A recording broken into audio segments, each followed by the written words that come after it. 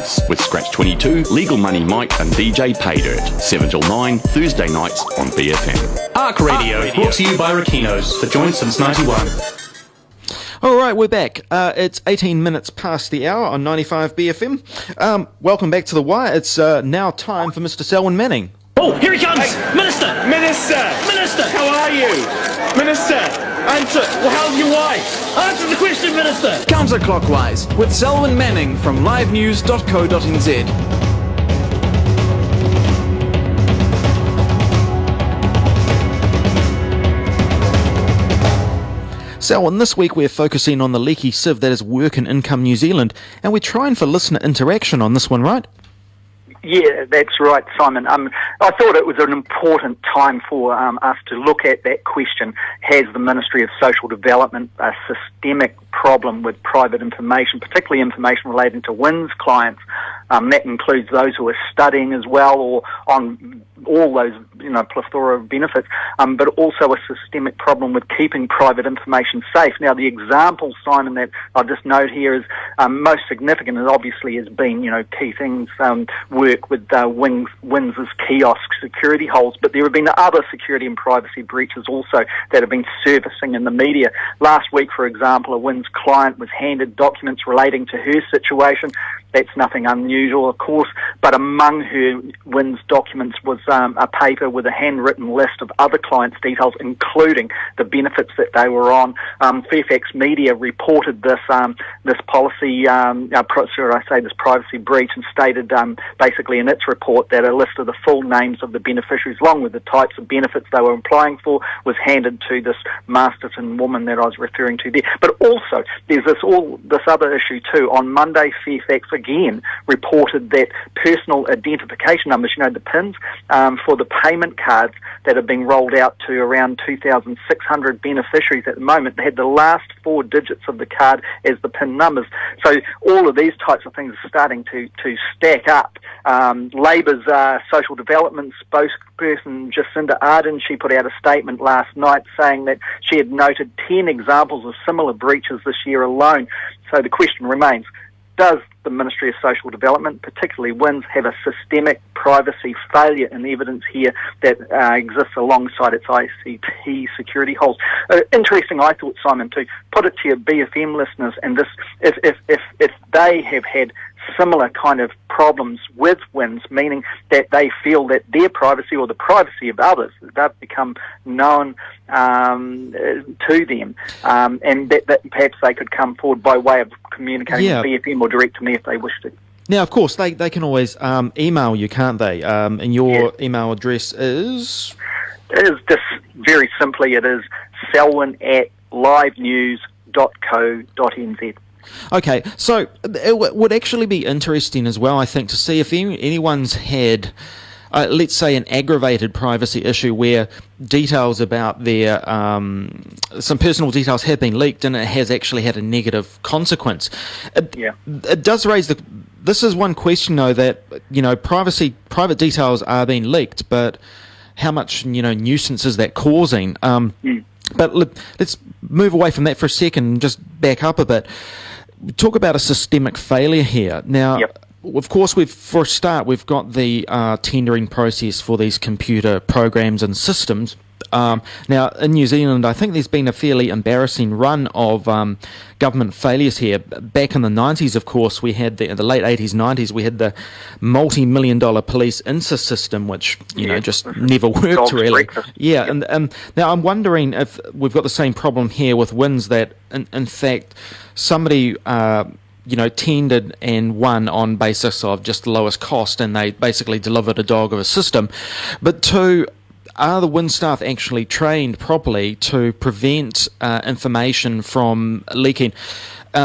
Being somebody who's worked with, what are loosely called CRMs or customer relationship management systems, anyone who works in a call centre knows what I'm talking about. There's normally boxes you tick or you untick if you want information to be withheld. I'm wondering what's going on in the Winz call centres. Well, these big questions that the government really does have to answer. You mentioned INSIS. The problem back then was IBM had a contract with the national government at the latter part of the 1990s to develop a system for police that would, they believed would reduce the load on police officers and also give the police the ability to cut numbers in the front line by using IT more efficiently. Problem was, it kept blowing out in costs. That they'd get to a particular thing and say, well, actually, we've got to do this, we've got to do that, and it kind of showed the folly of following a custom-made kind of system with a big company that just keeps putting the costs out. It blew out well over $100 million at one stage, and I think when Labor came in, it certainly chucked that out at the end of the 90s.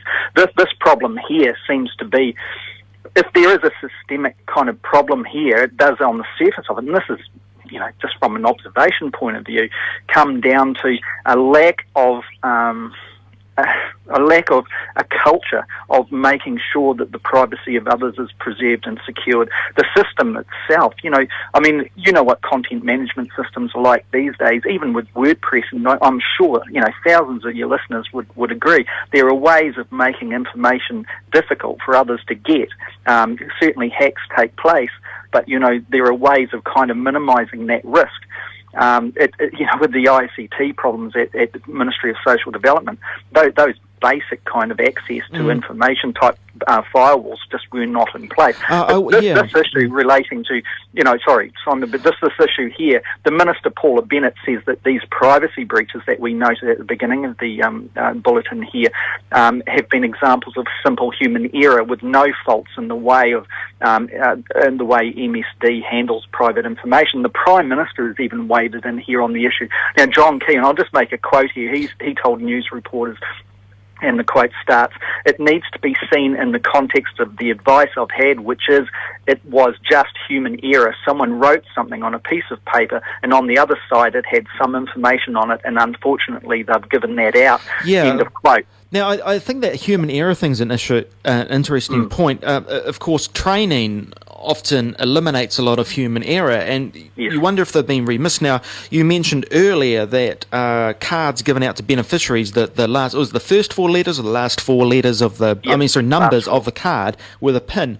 It sounds to me that's the sort of thing that would happen if you'd go into a bank, for instance, if the bank teller forgot to override the defaults or something when they were giving you a new money card, and exactly the same thing's happening here at Winz. Well, that's a possibility. I mean, Paula Bennett's on record of saying that the PIN issue is no less secure than the average credit card. That may or may not be the case, but remember... Well, try getting a $10,000 advance unauthorised from MasterCard. I mean... and remember, you are liable for money that has been nicked out of your account if you've got a very basic PIN number that the banks do not feel is one that would kind of make it secure. So I don't know where Paula Bennett's coming from with that one. But also John Key said that relating to the MSD workers, that they should be given, and I quote here, a bit of credit. And he told Fairfax, and quote again, from time to time they can make a human mistake. End of quote there. So the big question does come down, and I guess listeners can kind of answer this themselves in a way. It comes down to, are these problems in the Ministry of Social Development, and Winz in particular, down to human error, as the Prime Minister and the Minister, Paula Bennett, says, or is it that the public believes that there's a systemic problem here relating to, one, the culture, and also its systems itself, and training would come into that, like you've alluded to, no doubt. Now, the problem with all of this is that the government is refusing to actually embark on an inquiry into these privacy breaches. It is kind of saying, we don't need to, it's just human error, that's our view, that's our advice, and that's where we're coming from. Now, obviously, others are saying, people that have had their own privacy breached, those who have received the privacy information or private information of others are saying it's not good enough, and certainly the opposition parties are stacking up saying it's the same.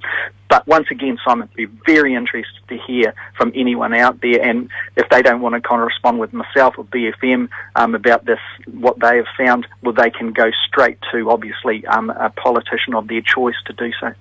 Great. Well, Selwyn, it will be interesting to see actually what the government, what the quality of their responses to this whole issue.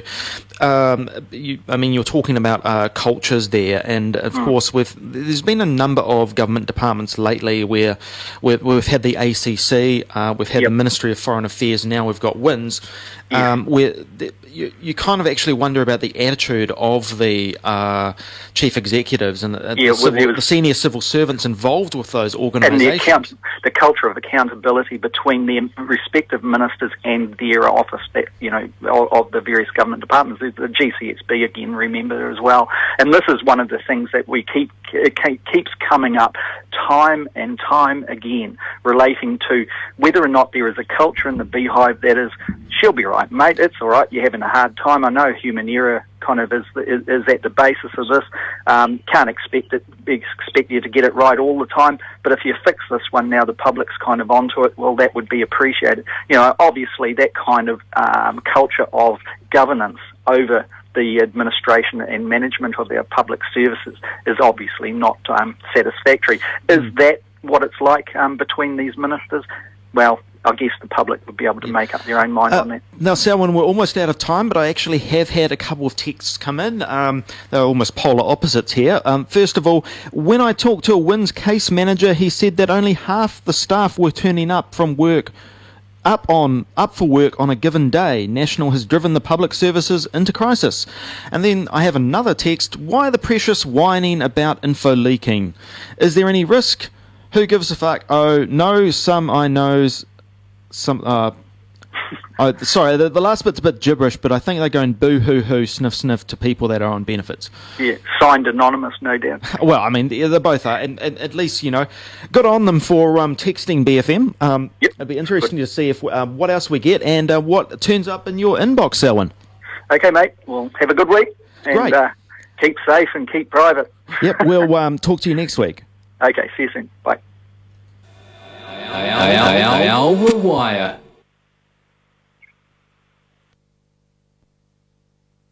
Sorry about that. That was Selwyn Manning from livenews.co.nz, and of course we were talking about the privacy shenanigans with Winz.